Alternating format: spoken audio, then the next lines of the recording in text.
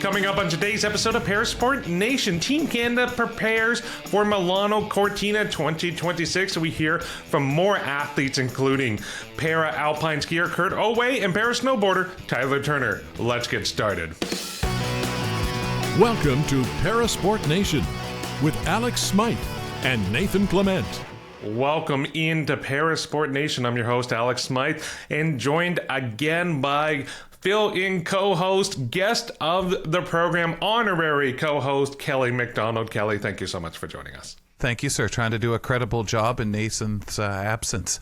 Oh, you are filling his shoes mightily. He's going to have to step up his game when he gets back. That's all I'm going to say. You've set the bar. Oh, so, man. A few shots at Nathan while he's away on vacation. But Kelly, before we get into the interviews today, I wanted to pick your brain a bit because there's some news developing in the world of Canadian blind hockey. This is from their Instagram post. Canadian Blind Hockey is thrilled to announce the program schedule for the 2025-26 season.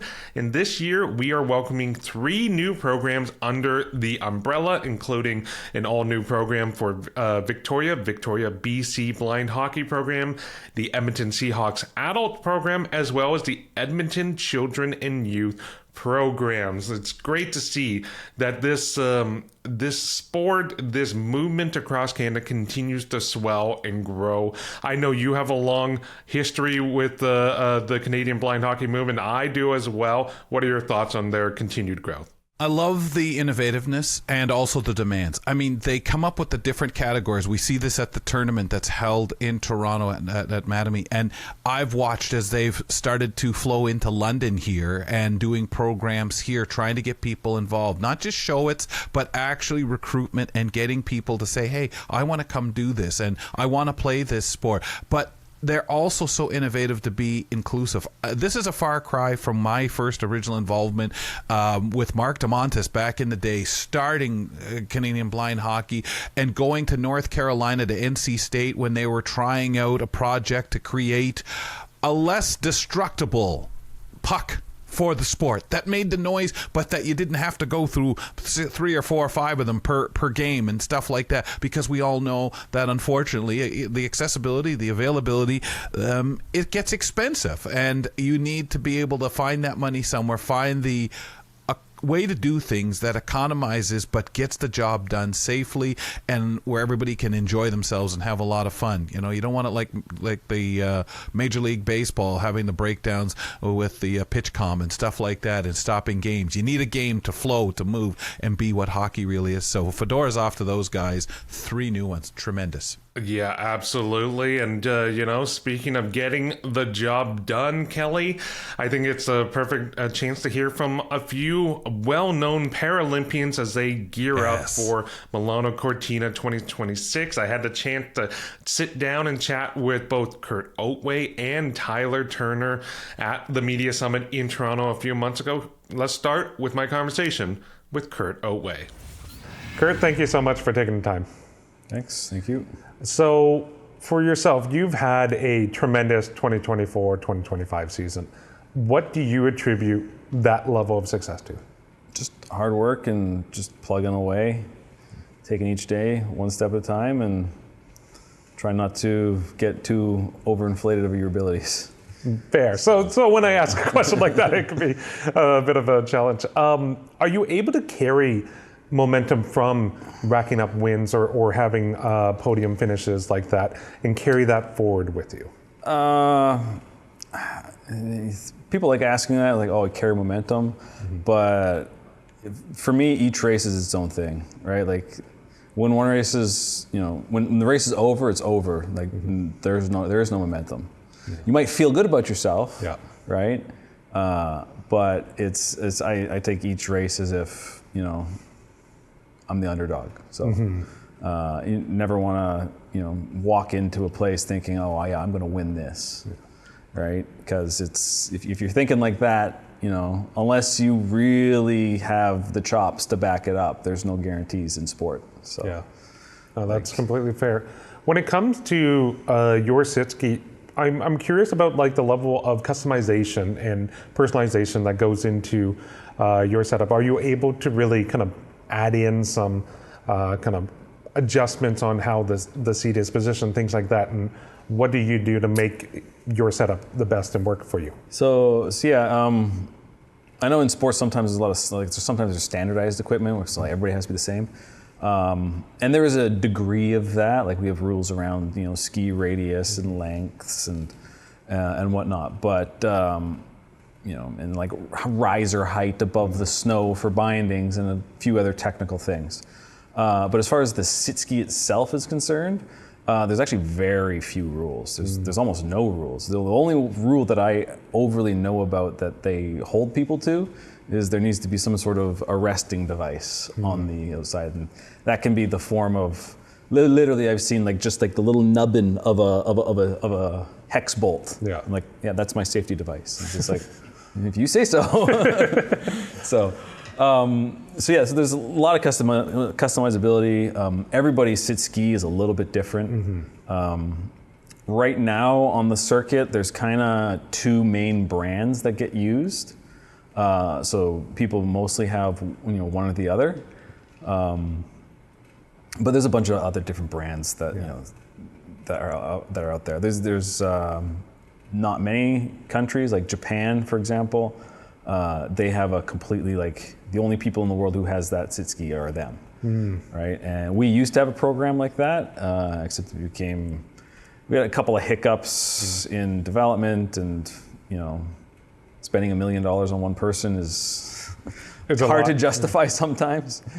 But yeah, the sit skis are very expensive to produce, especially if you're trying to do one-offs. And you get it when you get it. I use a Tessier, and yeah, I have a custom carbon seat. There's a whole bunch of different options you can go with. You can use a Tessier seat, you can get something custom, you can go carbon fiber, you can go plastic, you can go fiberglass, each one has its own price point as well. But and I have mine set up for me, and it works good, and we try to tweak it here and there to try and gain an advantage every now and then to see what we can play with. But it seems to be working at the moment. So. Oh, that's great. And the results show it for sure. And the thing with you as well is you compete in a number of different disciplines and a number of different races. Is there one type of race that you prefer above the others? There's 5 main disciplines: slalom, giant slalom, super combined, super G, and downhill. I favor more towards the downhill and the super G side, so I focus more on speed. I'm all right in GS. I actually had a pretty decent season last year in it, so it's not out of the realm of possibility. And over the years, and now that I've actually been using a Tessier sit ski, one of the reasons why we switched off the old one was because it just couldn't really do slalom very well. And so now that I've been on the Tessier, I've been slowly getting back into that, and I wouldn't say I'm good at it, but I'm better than I was a few years ago. One question I love asking all skiers or snowboarders: describe your favorite snow or conditions or kind of race setup to compete in. Probably temperature anywhere between -5 and -10. Hard, dry snow, and with just a little bit of ice in there, though. Like compact and hard, just a little bit icy, but still just a little bit on the drier side of the snow, and hard and compact. The harder, the better. Nice. So, for yourself, looking forward to the 2026 season, what are your hopes for the season? Like not including the games, or including the games. Like I want to include also like the actual competitions and stuff leading up to the games as well. Well, assuming that we don't get a big chunk of the calendar canceled again, because we've been doing that for the last few years. Yeah. I'm looking forward to the speed events. Like I said, it's kind of what I specialize in. And as far as expectations, I don't want to. I want to win everything. It's not really realistic, but that would be amazing. It's just I just want to go out and I just want to compete and just do as good as I can really. And if I win, I win. If I come in second, I come in second. If I come in last, I guess I got some work to do. For yourself, like you mentioned, there are chunks of the schedule that ends up getting canceled, and it's part of the struggle of living in and competing in winter sports, especially as the winter seasons get a bit shorter. How do you kind of stay active and train in the off season? Do you do cross training with other sports? Are you finding ways to kind of still try to get that kind of style of skiing in elsewhere around the world? Yeah, so we do training camps in Chile, South America, in kind of late summer, early fall, and that's kind of like our back into snow program.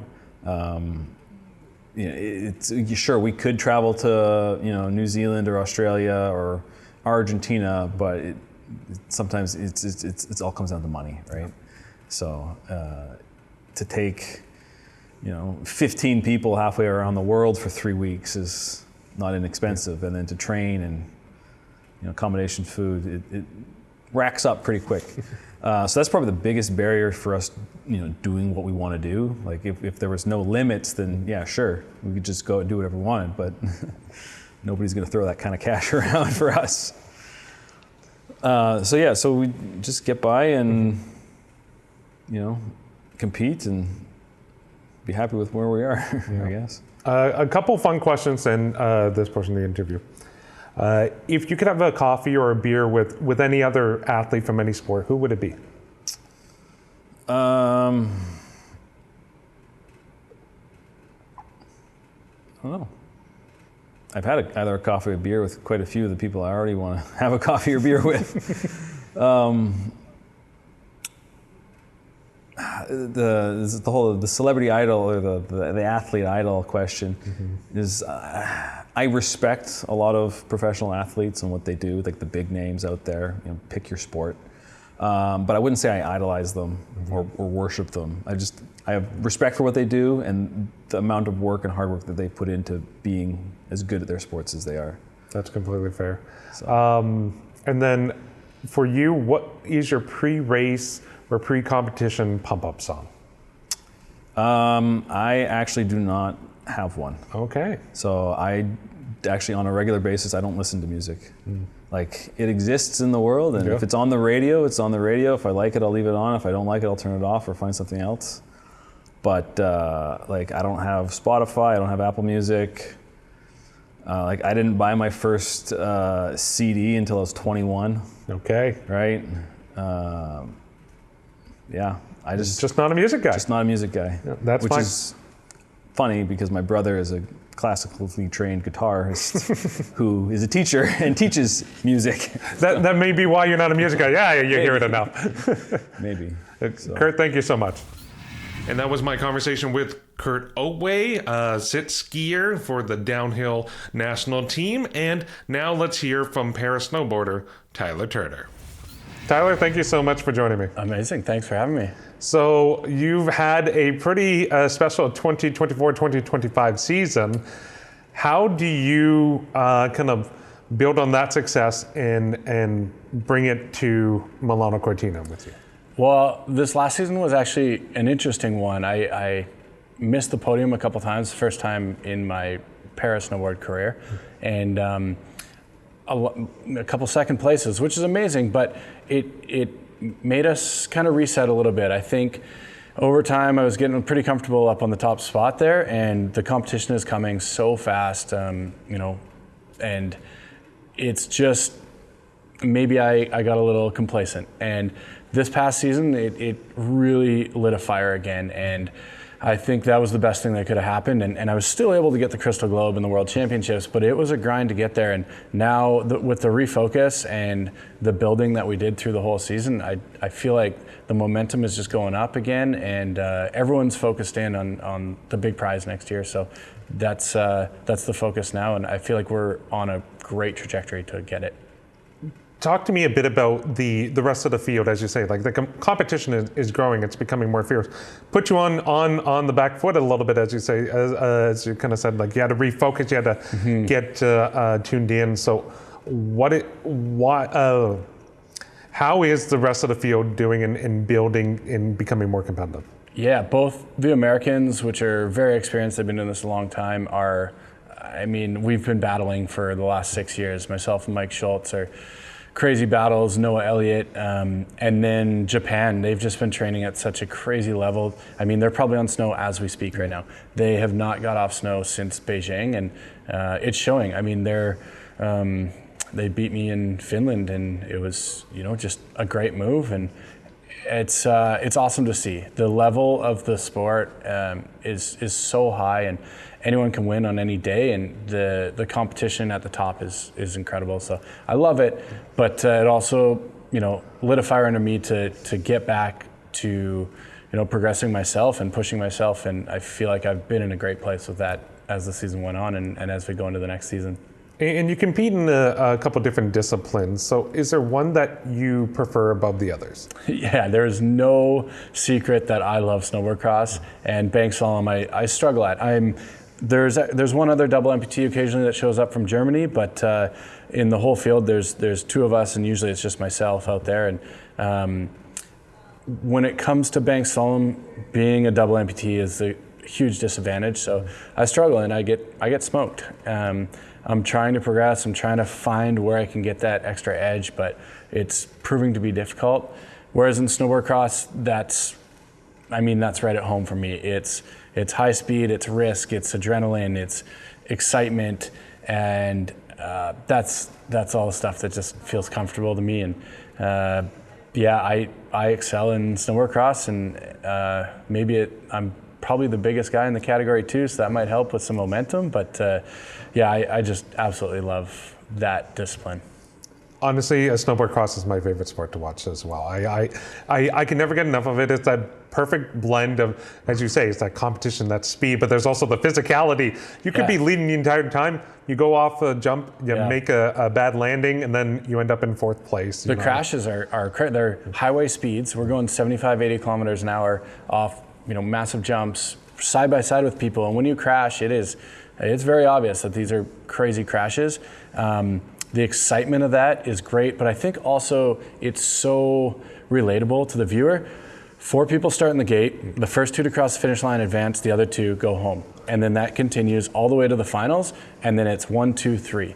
Some of the factor timing in parasports can get a little tricky sometimes, so I think it's, even in able body, it's so straightforward that 4 start, 2 continue, and it's pretty much just war from the top to the bottom to make it there. Absolutely.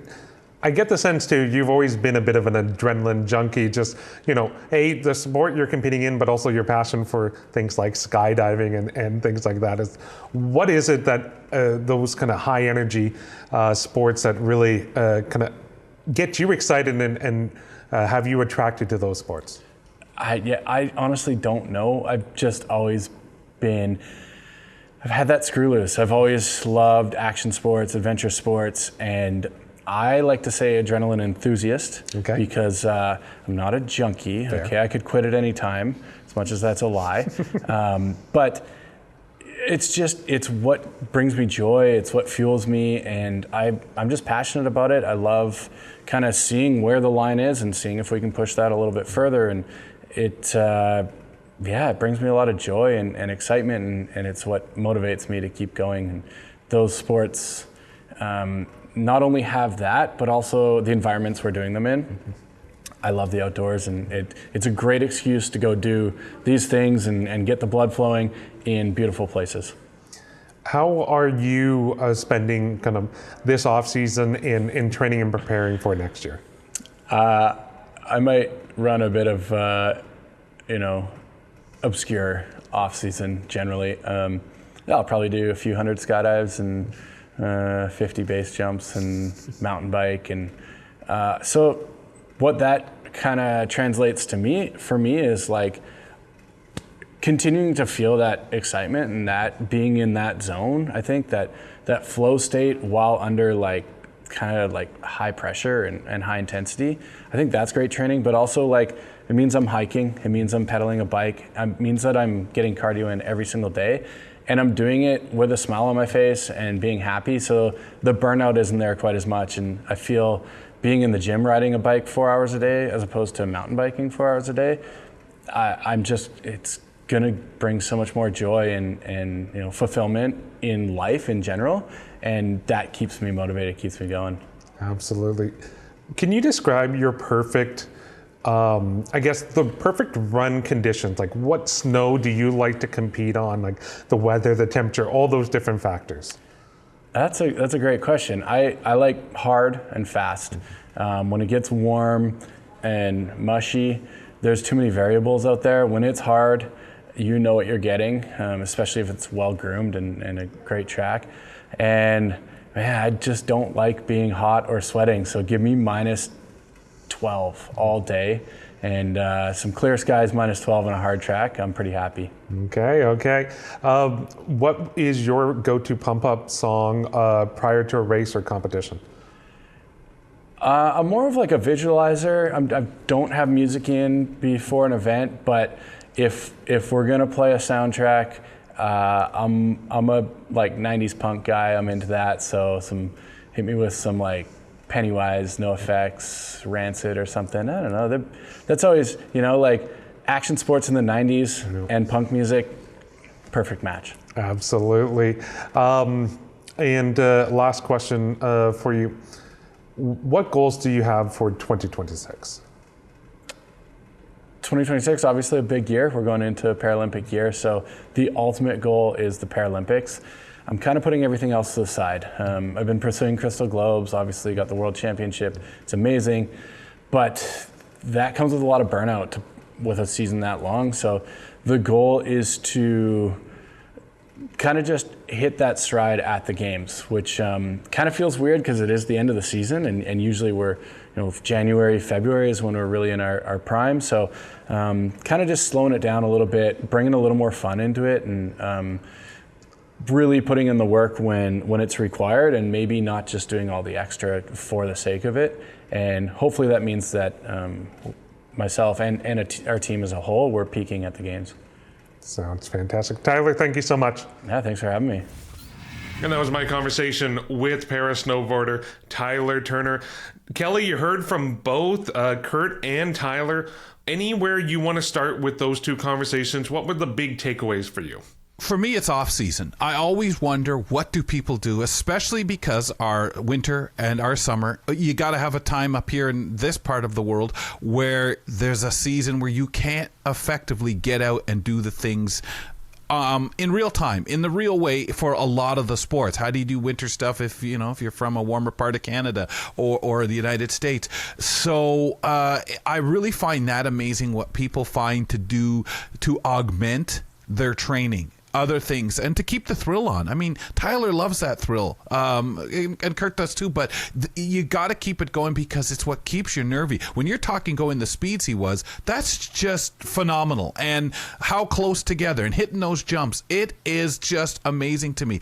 Kurt also reflects on loving that faster sport too, loving things that he can do. But the sit ski information, I think so many of us don't necessarily think of what is necessary, the kind of equipment, your questions pertaining type of snow, everything is really so important, and we know that by nature. We all know about preferences. We all sit there and watch and say, oh, that snow's not great, or we'll have our own comments, but these are the people doing it and knowing what they individually work better on. But I couldn't believe no music, no walk-up music, nothing. It's not his thing. Wow.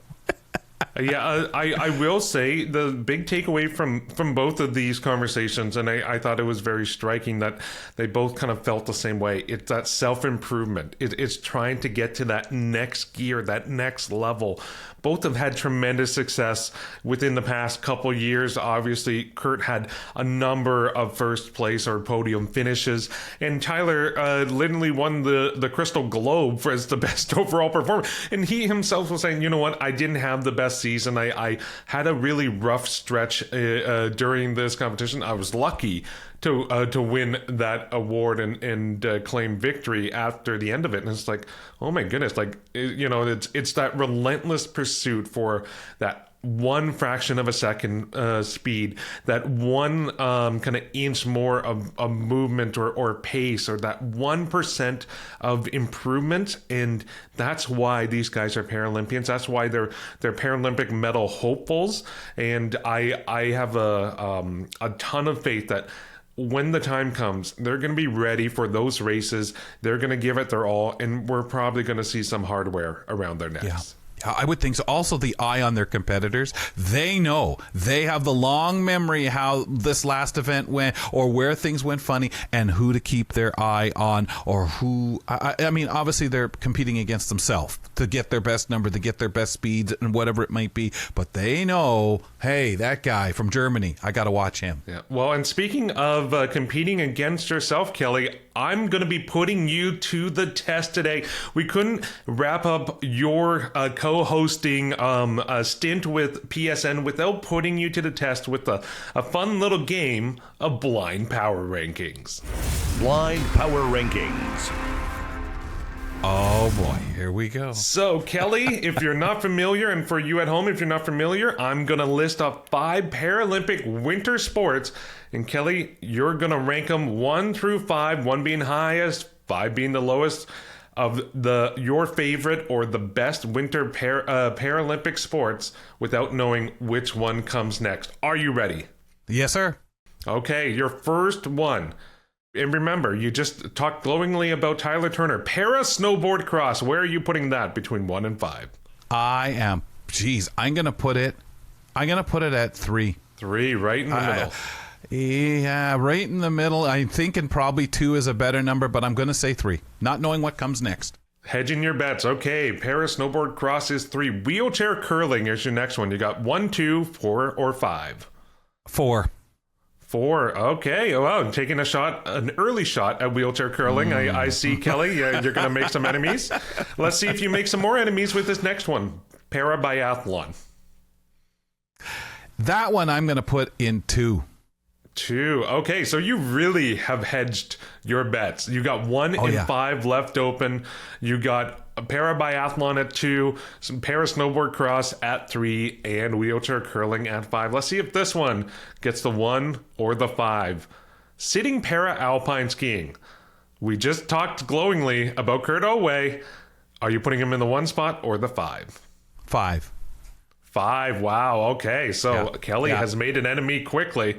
Sorry, let's see. Let's see if it paid off, because your last one, the number 1 slot for your favorite or the best winter Paralympic sport, goes to para ice hockey. Yep, that's where I would put it. Telling you. Yeah. Okay. So your final list: para ice hockey, then biathlon, para snowboard cross, wheelchair curling, and sitting para alpine. You comfortable with that list, Kelly? Can I make a switch? Can I do that? Can I go? No, you can't. No, that's against the rules. Okay. So you just have to be upset with yourself, disappointed, and prepared for the hate mail that's going to follow from the para athletes who you've just slighted with your rankings. Yeah, and the only reason I'm slighting you guys is just because it's that darn popularity thing, the thing that's out there that people seem to relate to or know the best about. Don't blame me. Don't shoot the messenger. Oh, I think people are going to shoot the messenger. Don't worry. In the past, me and Nathan have both have gotten some kind of shout outs and call outs for our low rankings of certain Paralympic sports. But we'll just have to wait and see, Kelly, how long it takes for your inbox to fill up. But that's all the time we have on today's episode. Thank you so much for stepping in, chatting with me, all things sports. I always enjoy these opportunities to catch up with you. So thank you so much for being here. Thanks for having me. And for Kelly MacDonald, I'm Alex Smyth. We'll catch you next time. Thanks for tuning in to ParaSport Nation. Like and subscribe to the channel to follow us now.